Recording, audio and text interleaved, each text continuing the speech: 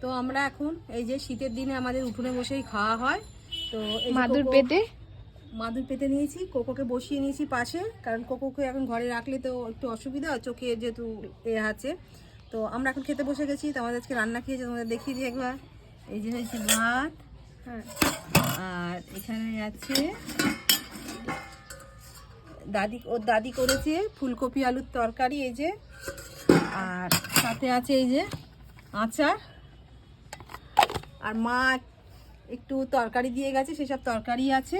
তো এগুলো দিয়ে এখন আমরা খাবো। তো চলো খাওয়া দাওয়াটা সেরে নিই। আর কুকুর এখনো খিদে পেয়েছে, খিদে পেয়ে গেছে, মাথায় হাত, সবাইকারই পেটে জোরে খিদে পেয়ে গেছে। আর বেশি খাটনি হয়ে যাচ্ছে এখন, কারণ আমি কোকো অপারেশনের পর থেকে আমি কোনো কাজ করতে পারছি না, কোকোকে নিয়ে সারাদিন আমার কেটে যাচ্ছে। তো তাই কোকো দেখো না বিড়াল খুঁজছে, তো সেই কারণে ওদের একটু খাটনিটা বেড়ে গেছে। আর ঠিক টাইমে না খেতে পেলে আমার কি দাদি করছে, শরীর আরো খারাপ হয়ে যাবে। তো চলো আমরা এখন খেয়ে নিই। আমার থালা দাও।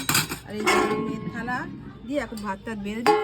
কি আছে আমাদের কাজ করে অভ্যেস আছে, ঢাকনার ভাতটাকে তো নেবে না, পুড়ে যাচ্ছে একটা একটা করে। বেশি দেবে না, অল্প ব্যাস,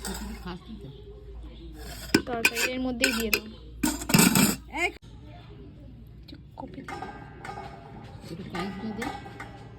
ব্যাস আর নয়, থ্যাংক ইউ।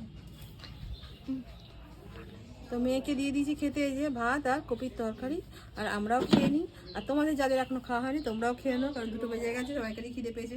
টাটা।